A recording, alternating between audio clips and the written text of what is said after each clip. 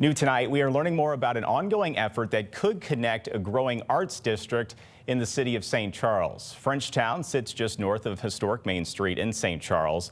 Tonight, our Caroline Hecker reports on some of the changes coming and the possibility of connecting the area to the heart of historic St. Charles. When we bought the building, it was brown and black. The doors were falling apart. An iconic 1940s Texaco Station is undergoing a major facelift. And we scraped in here and repainted everything to original.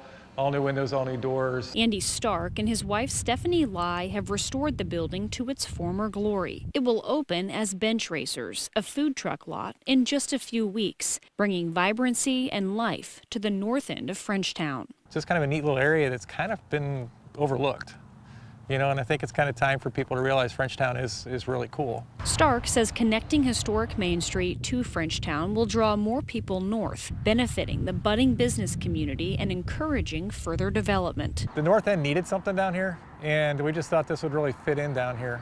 We've got the Katy Trail right there. People can jump off the Katy Trail. Just down the street, hey, welcome to Big Mo's. Maurice and Claudette Robinson own Big Mo's Barbecue. Yeah, this is the pork steak dinner. They make the drive from North County every day out of their love for St. Charles. We just love the atmosphere in St. Charles. You know, from St. Charles City to St. Peter's, O'Fallon. After opening last summer, business has slowed a bit. Ongoing construction and a lack of connectivity partly to blame. They, too, are looking forward to the completion of the city center complex. Once the traffic flow really get going and they open, you know, and City Hall is done, it's gonna be wonderful over here. It's gonna be fantastic. Until then, the Robinsons say Frenchtown will continue to take care of its own. That's homemade potato salad. Supporting local and supporting often. In St. Charles, Caroline Hecker, First Alert 4.